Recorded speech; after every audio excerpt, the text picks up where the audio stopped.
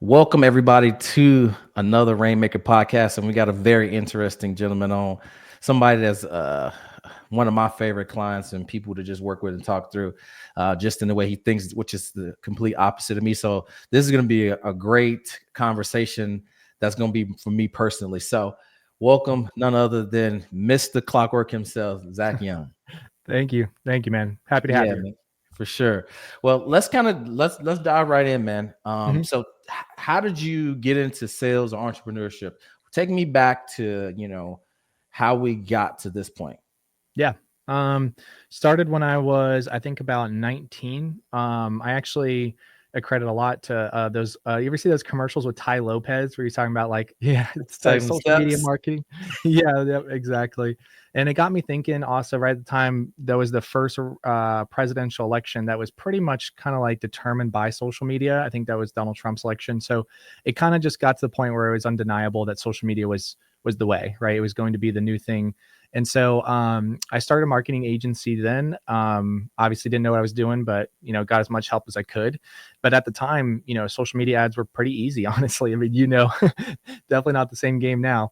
And so it was pretty easy, right? And so I scaled to about 120 real estate agents, social media marketing agency, and decided to sell that to a real estate brokerage.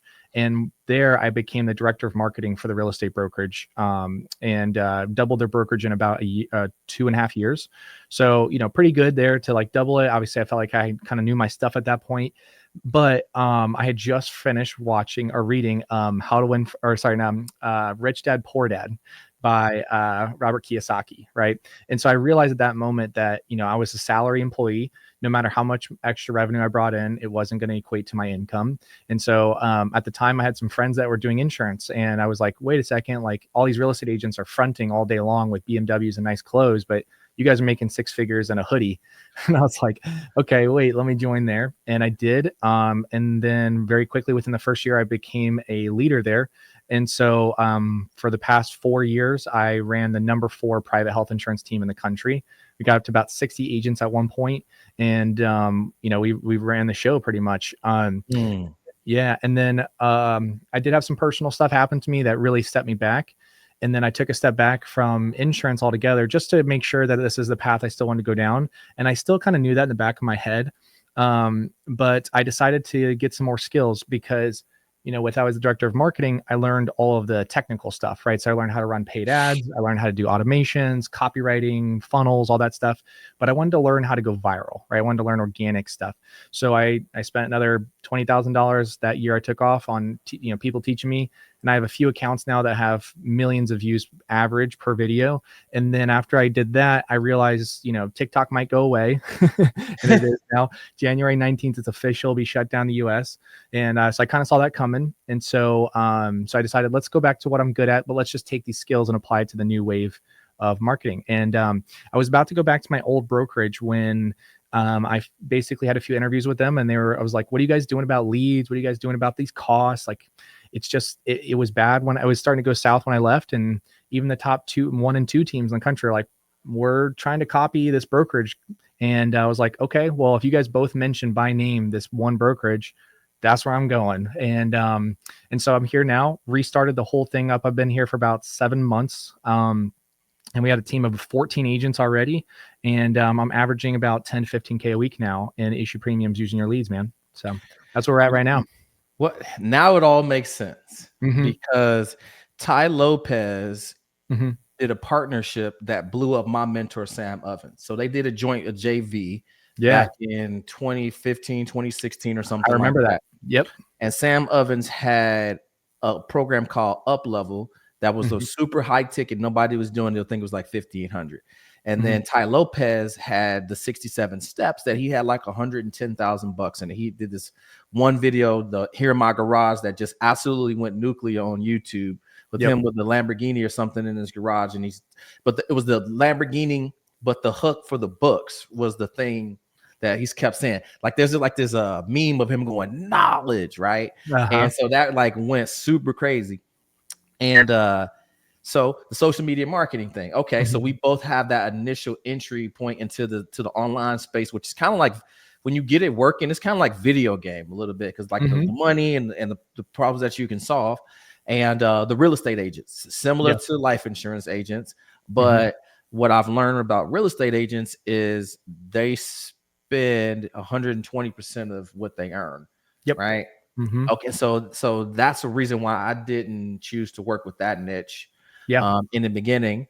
And for me, with the life insurance, how I ended up over here was I was doing life insurance, but I was at a captive agency, and nobody could tell me like how to just keep 30 meetings a week. You know what I mean? Yep. It was like, oh, Mm-hmm. do this or that, but nobody was like giving me a specific strategy. And I was like, well, let me try to do this. And I was like, well, the guy who's teaching Mm-hmm. me is like 60. So I'm like, Mm-hmm. okay, well, I didn't get into insurance the second time until I was in my 30s. So I was like, well, this probably worked for him. Chances are he just believes this is the only way to do it because that's what worked for him.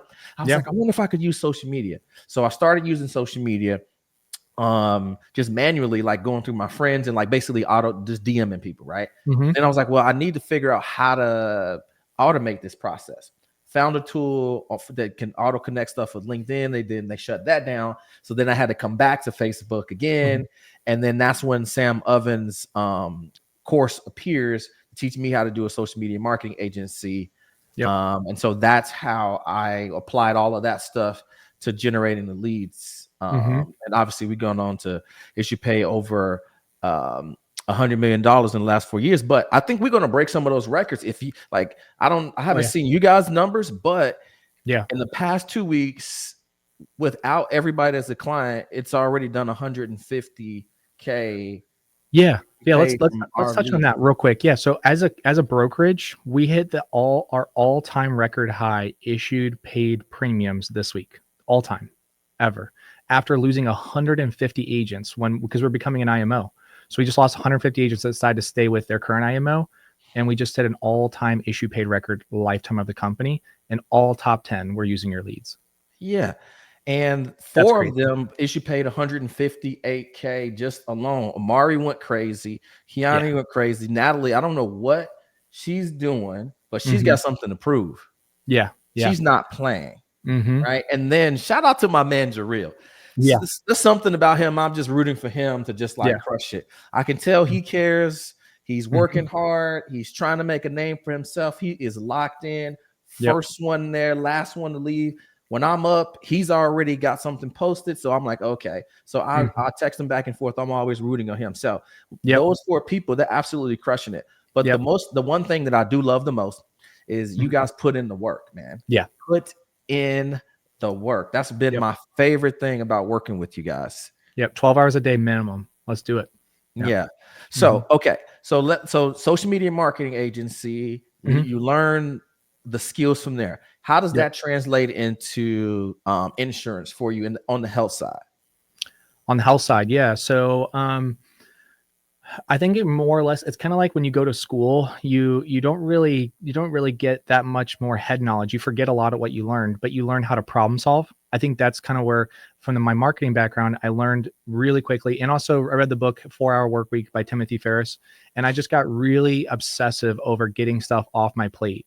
And so, because I don't really care much about money. I'll be honest with you. I care way more about accolades, and like, I care way more about just being the best. I'm just insanely competitive. So I will just pump money back into, and now my team eats, my agents eat, but that's how I did it. So to what I did when I was at Yusha is, I figured out how to do Python data scraping, so we would make sure they weren't on the DNC list. And then we would use people in the Philippines to mass text them. And, what I really quickly realized was, at the end of the day, that every little thing that like works at a certain point eventually doesn't, right? Like when I was doing, that's what I've been saying about this program too. I'm like, dude, I'm not saying it's the best thing to slice bread. I'm like, nothing lasts forever. This is hot right now. So ride it until the wheels fall off. Yep, exactly. And so, I mean, I learned the right lesson finally, which is you don't chase two rabbits, but where the other one is. Right. And I think that's like where a lot of people get their stuff mixed up. They're like, oh, don't put all your eggs in one basket. It's like, no. You still got to know where the other basket is in case you want to put eggs there. But if you don't do the Magellan, if you don't burn the bridge, then you're going to always self-sabotage. So I'm a 100% tripling down on what I'm doing here with you guys. But at the end of the day, I still have like a little bit of here, a little bit of there. And it's not even something that's on my radar, but it's just something that I know will be there. And I'm not going to go listing stuff. But, you know, at the end of the day, that's exactly what I did at Yusha, you know, at or my brokerage, you know, that's just what I did. You know what's so funny about what you just said is because I was coming from the gym this morning, and then one thing I thought about was like why some people get a result and some people don't, is because they keep all these doors open and options, which then keeps you in this maybe area, right? And I said, commitment is the ultimate cheat code to freedom. Yep. When you commit to one thing, you stop worrying about everything. So when you commit to something, you start working on it. Ironically, you stop worrying about all these other possibilities. You cut yourself off. You cut off yourself from all other opportunities. And then you focus and get what you want. Yep. And I think the reason is this: the older I get, the more I really realize that you really have about 1 decade, maybe if you're really exceptional human being, maybe 5 years for each mastery of a skill. So because each skill in itself is such a deep rabbit hole. And I think it's like asinine to like say, hey, I'm going to be able to just master life insurance and also master health insurance. And also like, no, I spent 5 years mastering health insurance before I went to life. Right. It's like, so don't just like people come to me like, oh, how do I cross sell like you and do the multiple? I'm like, do one thing, right? Because the rabbit hole goes so deep, you'll start to realize that there's rabbit holes inside the rabbit holes, and then there's rabbit holes inside the rabbit holes, and then eventually you realize I had to pick this one vein of success, and I hope I get it right. I mean, the way you make sure you get it right is by having a mentor who got it right, but at the end of the day, like you hope you get it right, but that's like the rabbit hole goes too deep. So if you just stop here and assume that you can now go branch here and branch here, it's like all these half-built bridges that people build, and they're missing 3 or 4 planks, and they're like, well, why doesn't the dollars cross the bridge? It's like, you didn't copy everything, obviously. Otherwise you get the same results that I get. Yeah, for sure. 100%. Yep. And so how did you come across me in the first place? How did you hear about Arturo Johnson? Yeah, so there was a 75 hard chat that people were in. Tony Koo was in there. And then and I think he just was like, yep, this is what I'm doing. And at the time he was probably, you know, I watched the top 10 every week like a hawk, and he was probably one of the most consistent up there in the top 5 every week. And again, the way I look at my business, I look at scale, right? So I don't care if you've had a really big week. I want to see you up there every week, right? Because if I see you every week, then that's a predictable business. Yeah. So that's how you scale. Yeah. So that was it. You know what's funny about that? The commitment part too, and cutting off every option. If I'm not committed to this whole thing, none of you guys would be here, because I knew Tony Koo could do this, and he tried it, and then he had to pause for whatever stuff he had going on, and I just hammered him week after week. I didn't blow him up, but I sent him a screenshot, sent him a text, sent him a screenshot. Hey man, we still got you going. And he came back, and him sticking with it again, you know, being consistent, you know, allowed the door to open to this relationship, which completely helped everybody to flourish. Right. Yep. So, you know, sure, you've gone through the roller coaster of leads and programs and like all of those things, and you guys are getting great results now. I mean, everybody can see that, which is cool. But I'm curious, is there anything else that surprised you about working with us that has nothing to do with the leads that you probably weren't expecting? It's a good question. I think, well, what it was at first, but then changed was the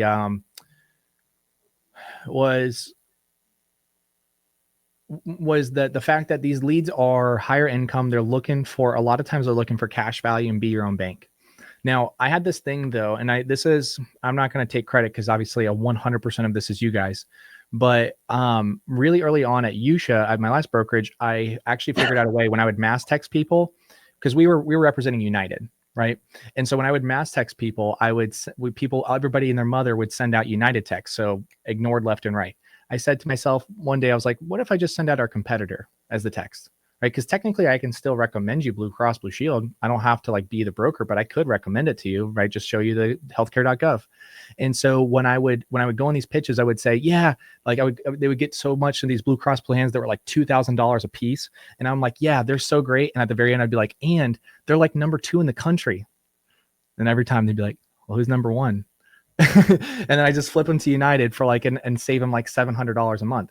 And so I realized I just needed that one little, what's the sentence, what's the phrase that I can get somebody to pivot from having a Mm, conversation only about cash value and to start talking about legacy. Because let's just be real, 80 to 90% of these people don't have any idea. I mean, I have a 215 license and I'm still learning stuff. So what's to say that these people can't, have more conversations? So I'll give everybody a little bit. We have a course coming out, me and Arturo. I'll give everybody a little snack of it, but it's really simple. I just say, when people reach out to me, they're looking for one of three things. So maybe tell me what seems like the best fit for you. One, they're looking for legacy, a death benefit to leave behind for their family. Two, they're looking for cash value and they want, tax-free retirement income. Or three, they're just looking for a bit of both. So what would you say you're looking for? And every single time they say a bit of both. And so mm. now it gives me permission to just then go and focus on the death benefit. Like, great. Okay. So the cash value is a little customizable. Let's make sure we have the right death benefit locked in place. And by that time, I've already finished the whole discovery phase and everything. It's like 80% of the pitch is right there. Their eyes are already glazing over. You know what I mean? Like, it's like by the time I get to cash value, they're already good to go. Yeah. And so that was that missing piece that when I first started referring you guys, every person was like, all they want is cash value. Like even the craziest Omari and Steve and all these guys were like, oh man, they just want cash value. I'm like, I'm not getting that. But then, but then when they saw, everybody stopped doing it. I stuck with you guys, right? I kept writing. And then they saw those big boy numbers every week and they're like, okay, let's go back to them. And every single person that has been affiliate that I've sent to you guys and I've coached, right? Not all of them they've allowed me to coach them. They just want to get on the program and they don't talk to me again. But the ones I've actually coached, every single one of them have done at least like 10K in their first like week to 2 weeks. Yeah, that's awesome. Yeah. And so, what's important about that too, though, I appreciate that, is because I try to make this program, there was no gatekeeping, because like, the leads is one piece, but there's so much more. Here's what I have noticed. Most insurance agents get exposed by my program that they're not as good as they think they are. That is one thing. They always get to blame it on the leads. But we all got some stuff to learn. So once I realized that, I'm like, okay, there's always at least one person, Jerry Ruffino's one, Jeremy Hayes and you, that will come on and help bridge the gap, because there's only so much I can do. Somebody has to go out there, crack the code, handle the objection, turn it into a system, get consistent results for it. But they also need to be willing to share the information, right? So until we get that, it's kind of like a bottleneck for the program. So then once we get that, the weekly calls are really, really good, because now we can come up here and talk about some real things and bottlenecks. Plus, it's a midweek pick me up. Guys are leaving the call, making 2-3 sales, reporting in the group. And now we got a recording of it. So guess what? Now you don't have to keep saying the same thing over and over again, and they can pop in there. So that's been really cool. Yeah, now they're taking what I gave them and running with it. I mean, now granted, I onboarded 7 agents this week, so I really just don't have time right now to like work these leads properly. I have the agents helping them use these leads to like transition into their own business. Yeah. But I mean, the ones like Natalie and Omari and all these people, they're focusing on producing, and then they just took what I told them and they ran with it. I mean, between the two of them, they produced 100K, and Natalie went crazy last week and this week. So that's amazing. And she's a mom. She's a single mom of like 3 kids working from home and only works 9 to 5.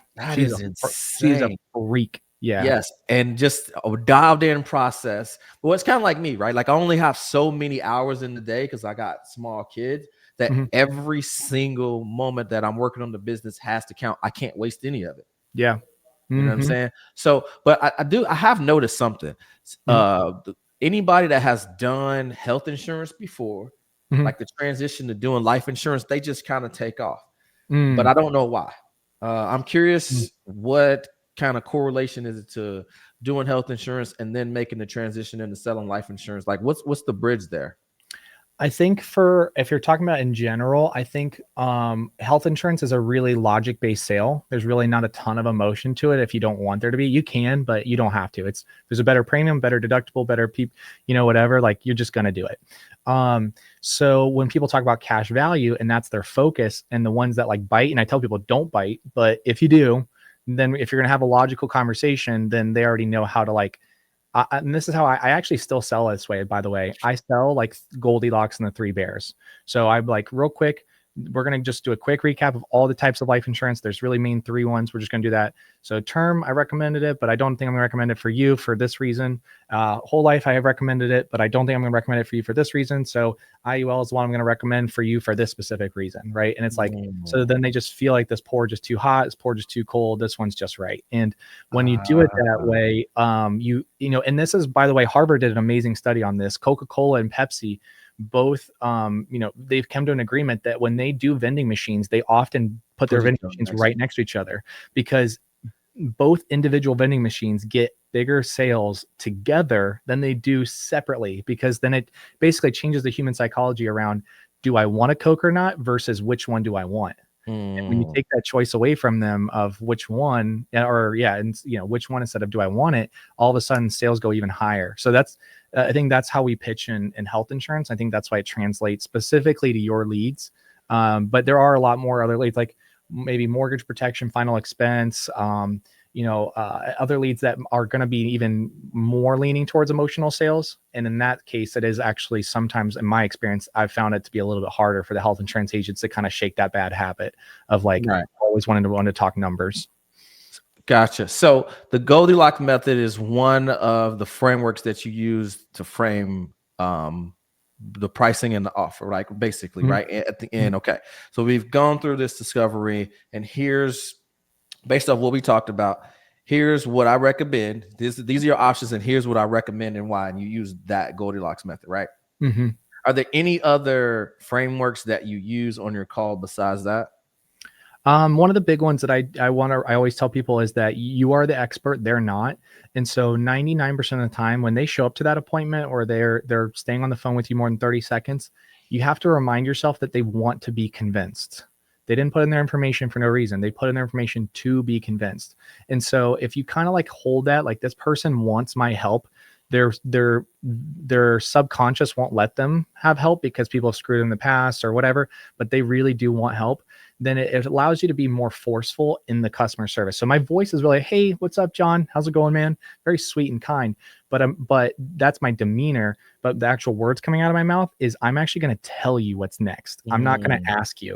And I think a lot of agents will like, if that's okay, or what do you think? Or do you have any questions? It's like, all right, cool. Any questions there? Nope. Okay, next. And it's like, but I'm telling you, so, hey, the next step is we're going to do the application, and it's going to take about 4 to 5 minutes. You'll be able to choose your start date, but we have to make sure you're pre-qualified, because I know that you like this, but I can't guarantee that you can actually get approval. I'm just a broker. I have no say in your approval. So let's walk through it real quick. And then of course we'll be able to choose that start date for you. Does that sound good? You know, and it's like, I'm telling them, and at the very end, I go, that cool, that okay, that sound good. Cause then their brain focuses on the question, and it's like, man, that's a nice guy. Like, he's giving me the option, but that entire sentence was me telling you what you're going to do. And then I just use that cool or okay at the end for their subconscious brain to just kind of hear, like, it feels like freedom, but they're really going to make that decision. Because based off the discovery, and by the way, I'm still doing right by them. My job is not to educate you. My job is for you to tell me what your problem is, and I'll give you the solution. That's it. You know, so at the end of the day, I don't need to give you all the reasons why this is the best thing, but just based on what you told me, I know it is. Yeah, the primary driver for people making a decision, there's like one driving factor in like what they need. Some people have already, like, when they come inbound, they've kind of already made their mind up, and there's one primary thing that they need to just confirm before they sign off and say yes. Yep. And I feel like sometimes agents can get to this point where they want to try to share and unload all the information that they know on the call and give them all these options and complicate things. Funny enough, I just saw that on one of the agent's sheets that they said that they confused the agent on one of the tracking sheets, that they confused an agent, which I thought was interesting. And it's just like keeping it simple. Because at the end of the day, man, you're talking to me, man, all of that's great. The only thing I want to know is what's this going to do? How much is it going to cost? And if something happens to me, right, what's going to happen to my family, the next steps? And if I keep this long enough for a purpose, what is that going to look like? I know you can't guarantee it, but potentially what could that look like, right? That makes sense. And so all the other stuff is, just confusing me, and a confused mind doesn't make a decision. So that's so good. Yeah, it's really simple, right? You establish your authority and credibility at the very beginning. Hey, I'm the authority figure, by the way, just so you know. And then the next thing is discovery. And if I make you feel heard and listened to and understood, that this guy actually understands every little thing that I want, then you have full permission to tell you everything that's going to happen next. So that's kind of the way I Yeah. pitch. That's Mhm. so good. And a lot of that strategy is what I used. I learned from Sam Ovens in his program. It's just like, hey man, here's how this call is going to go. I'm going to start by asking you a couple questions, just kind of understanding what your goals are, kind of what you want to do, where you want to be, blah, blah, blah, blah, blah. If it sounds like I could help, then I'll share with you exactly what it is, blah, blah, blah, blah. And at the end, we can decide if we want to work together. I'll show you what the next steps are. Cool. Mhm. Perfect. And just right into the whole thing. It's the doctor frame. Yeah, that's so good. Mhm. Yeah, man. Well, I can see and understand how this synergy has been really, really good working together. Just from Mhm. you having a lot of background on a lot of things that are similar to the things that Yeah. I've done and accomplished. We kind of gone down the same road and just took two different paths, with you being on insurance side and me just staying on the social media marketing side. But I Mhm. mean, passion is one of the things that I notice. And that's what gravitates me to people, because Mhm. those are the people who get the most done, they get the most results, and more importantly, they're rising tide, right? And Yeah. for you, you've risen the tide for the agents in our program and the agents in your agency, whether they're in your downline or not, which is super awesome. So Mhm. again, man, thank you so much. Is there anything that we didn't cover that you maybe wanted to cover on this podcast, or is there anything that you wanted to share some insight to? I always like to Mm. leave a couple minutes, like to leave us with the word of wisdom as we kind of wrap up this podcast. Yeah. Just on a personal note here, with my background and marketing and everything, some of the stuff that I'm working on right now to make your guys' like using your guys' leads to do better and all that kind of stuff. I know you may have a joint course that's going to be coming out here shortly.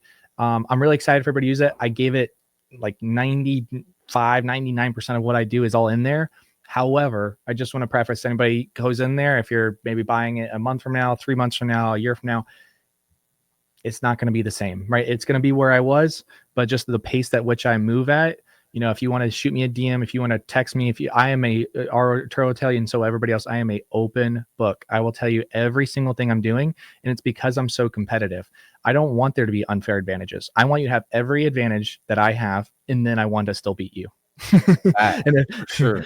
and so yeah, just keep that in mind. If you sign up for the course and it seems a little outdated, or like, or just even that it is what it is, just remember in the next 3 months, it's going to be, we're working on some of the craziest things to basically get to your, and I think pretty soon we're going to crack like an 80% show rate on all these set appointments. Oh yeah. And Jack was yeah. telling me about that. I was like, Mhm. oh yeah, this is because that's the problem that we were solving, where we went to just, it's like, dude, let's just start in the instead of on the beginning of the awareness on the funnel, like let's Yep. just start in the middle of the conversation about the with the like illustration. Let's just start there.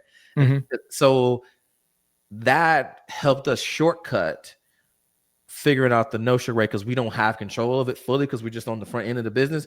But if guys are making sales that, like, it's like, okay, as long as you're making 1 to 3 per day, like that's gonna do it. But again, if we can crack this no-show rate, it's over with. And that's exactly what I'm doing. So I'm not going to name all the stuff I'm working on right now, but again, you're watching this, you want to shoot me a DM. By the time that you DM me, it probably will be done. And you're going to see me and my team doing disgusting numbers. And not only that, and this is where I think is most important, not only just good disgusting numbers, but we're talking about balance. I want to get to my agents to the point where they actually have lives, where they actually have time, but they are just walking into every day with 20 set appointments on their calendar.